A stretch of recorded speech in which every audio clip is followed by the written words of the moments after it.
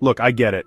The news can be a bit of a bummer. It's like every time you turn on the TV or scroll through your feed, there's another disaster, another crisis, another reason to feel overwhelmed. It's a relentless parade of doom scrolling and existential dread.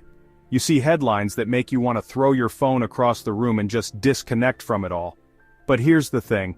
Ignoring a problem doesn't make it go away. In fact, it usually makes it worse.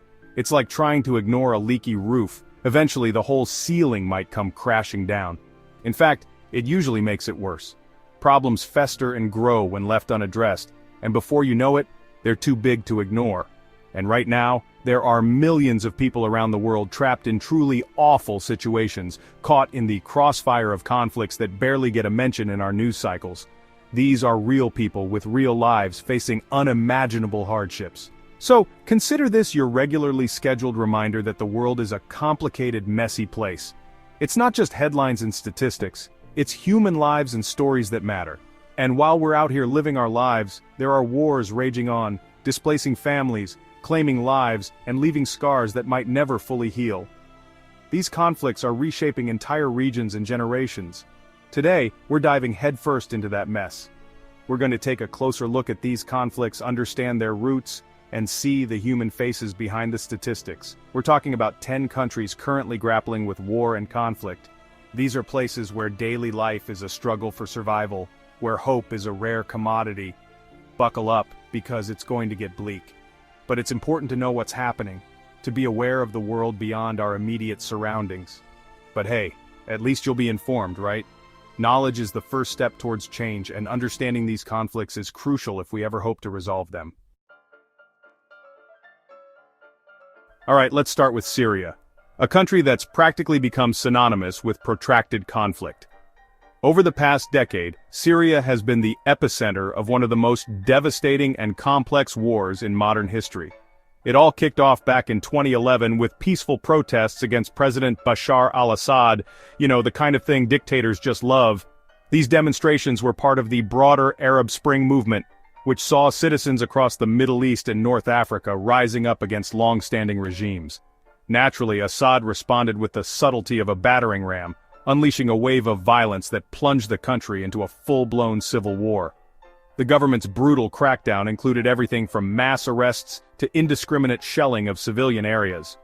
Fast forward to 2025, and we're still looking at a humanitarian catastrophe. The conflict has created one of the largest refugee crises in the world, with millions of Syrians seeking safety in neighboring countries and beyond. Hundreds of thousands dead, millions displaced, and a country fractured by various factions, foreign powers, and more acronyms than a bowl of alphabet soup. The involvement of international players has only added layers of complexity to an already dire situation. It's a mess, a truly horrific mess, and it doesn't seem to be getting any better. The international community continues to grapple with how to address the ongoing crisis, but solutions remain elusive.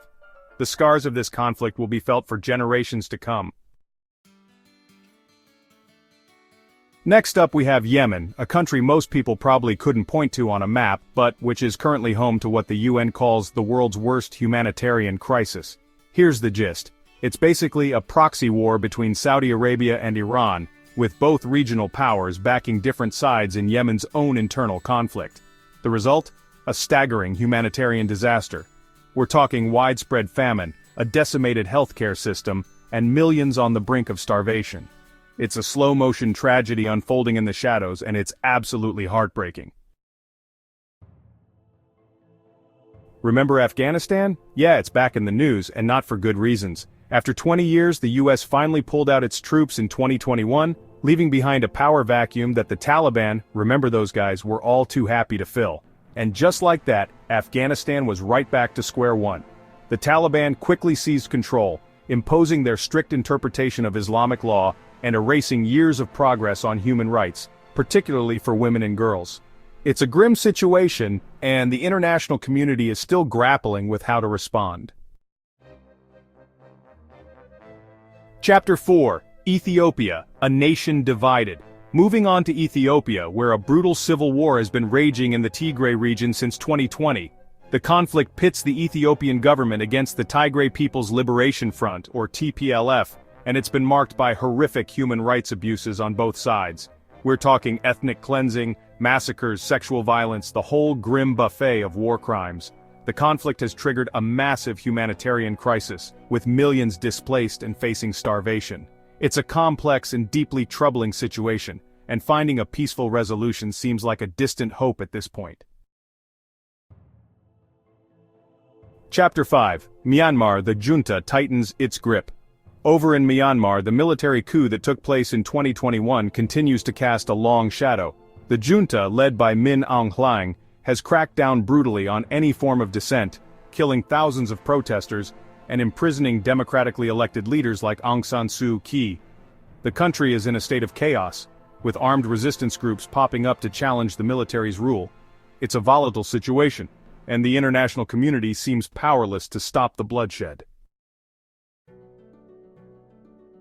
Chapter 6. Ukraine. A war without end? Ah, Ukraine. It's hard to believe it's been years since Russia launched its full-scale invasion, turning the country into a battleground. Despite fierce resistance from Ukraine and billions in military aid from the West, the conflict grinds on, cities lie in ruins, millions have been displaced, and the threat of nuclear escalation hangs heavy in the air. It's a stark reminder of the devastating human cost of war and the fragility of peace in the 21st century. Chapter 7. Somalia, a nation held hostage. For decades, Somalia has been synonymous with chaos and conflict. The Al-Shabaab insurgency linked to Al-Qaeda continues to terrorize the country, launching deadly attacks and hindering any chance of stability. Despite the presence of international peacekeeping forces, Somalia remains a fragile state grappling with poverty, drought, and political instability. It's a stark reminder of the challenges of building peace in a region ravaged by conflict. Chapter 8. South Sudan, a fragile peace under threat. South Sudan, the world's youngest nation, has been plagued by civil war, almost since its birth in 2011. Despite a peace agreement signed in 2018, the country remains deeply divided along ethnic lines and violence continues to flare up. Millions have been displaced, and the humanitarian situation is dire. It's a tragic example of how internal divisions and power struggles can derail even the most promising attempts at peace building. Chapter 9. Libya, a nation still divided. Since the fall of Muammar Gaddafi in 2011, Libya has been mired in chaos and conflict. Rival governments, backed by foreign powers, have been vying for control, turning the country into a proxy battleground. The presence of militias and foreign fighters further complicates the situation. Despite international efforts to broker a political solution, Libya remains a deeply divided nation struggling to find its footing. Chapter 10. Central African Republic trapped in a cycle of violence. And finally, we come to the Central African Republic, a country trapped in a seemingly endless cycle of violence. Since 2013, the country has been embroiled in a civil war fueled by religious and ethnic tensions. Armed groups control vast swaths of territory, and human rights abuses are rampant. Despite the presence of UN peacekeepers, the situation remains volatile, and the Central African Republic remains one of the world's most forgotten crises. So, there you have it, a whirlwind tour of 10 countries currently grappling with war and conflict. These are places where everyday life is a struggle, where people wake up to uncertainty and go to bed with fear. It's a stark reminder of the fragility of peace and the resilience of the human spirit. It's a lot to process, and frankly, it's pretty damn depressing. But it's also a call to action. We can't just sit back and watch as these tragedies unfold. We need to be part of the solution, not just passive observers. But here's the thing. Awareness is the first step towards action. By staying informed, we can make better decisions, support the right causes, and amplify the voices that need to be heard. We can't afford to be bystanders in a world where such suffering is taking place. Our collective efforts can make a difference no matter how small they may seem. Educate yourself, stay informed, and support organizations working tirelessly to provide humanitarian aid and advocate for peace. These organizations rely on our support to continue their vital work. And most importantly, don't lose hope. Hope is what keeps us going, what drives us to fight for a better world. The world is a complicated, messy place, but it's also full of people fighting for a better future, people who believe in justice, equality, and peace. Let's do our part to help them build it. Every action counts, every voice matters. And as always, thanks for watching. Your engagement makes a difference. Don't forget to like, subscribe, and hit that notification bell for more uplifting content just like this. Together, we can stay informed, stay engaged, and stay hopeful.